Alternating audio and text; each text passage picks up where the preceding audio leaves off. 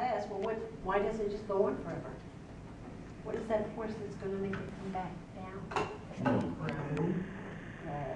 That's what we end up with. Right. Okay. Trish, anything? Oh, I don't want to lose that. I was gonna say, I don't think anything that, that point that gravity and then acceleration makes us have that parabolic function to how it goes up and back down again. Now, what makes a rocket stable?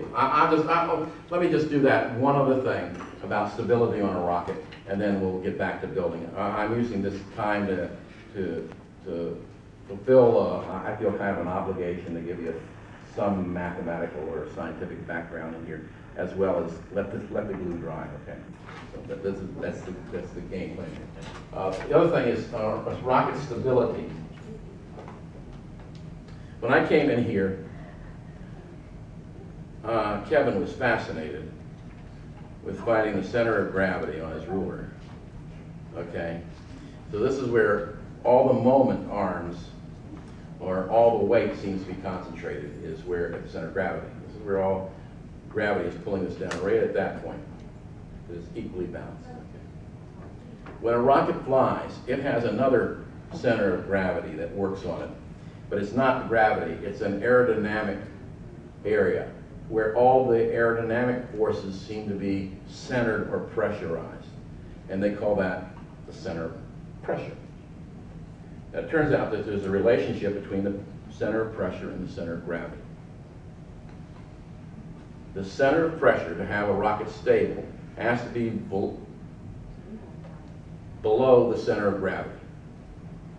Well, let me stop. What does the word stable mean? What I'm talking about is a stable rocket. What am I talking about? Help me. What? It's one that's going to go where you want it to. Have a straight trajectory. Yeah, straight trajectory. Go wherever. Right, and not act crazy, okay? That's true. I think in physics, they use the example, if you take a bowl and you put a marble on the edge of the bowl, eventually it will find itself in the center of the bowl and it finds a stable point, it doesn't move. But if you turn that bowl upside down and you put the marble on the top of the bowl, you don't know which side is going to fall, and you don't know which side is going to go. It's unstable. It may have started out as a physics term, but we use that in other parlance now. When you talk about a person that acts erratically, you say, well, that person is unstable. And people don't like unstable people. Why is that? Why don't they like unstable people? Because they're crazy. Well, that's maybe because you don't know what they're going to do, right? And you don't know, so you don't want to be around somebody that might do something that might hurt them or other people. So likewise, we want stable rockets. If your center of pressure was up here, then your rocket would be unstable. It would tend to turn around. If it's below the center of gravity, then the fins will make corrections to that change in motion.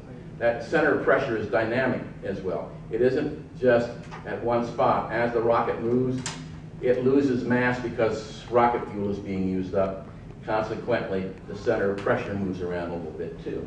Just something. All right, well that's a little bit about center pressure, center gravity, and enough of me chit-chat, okay? Are there any questions?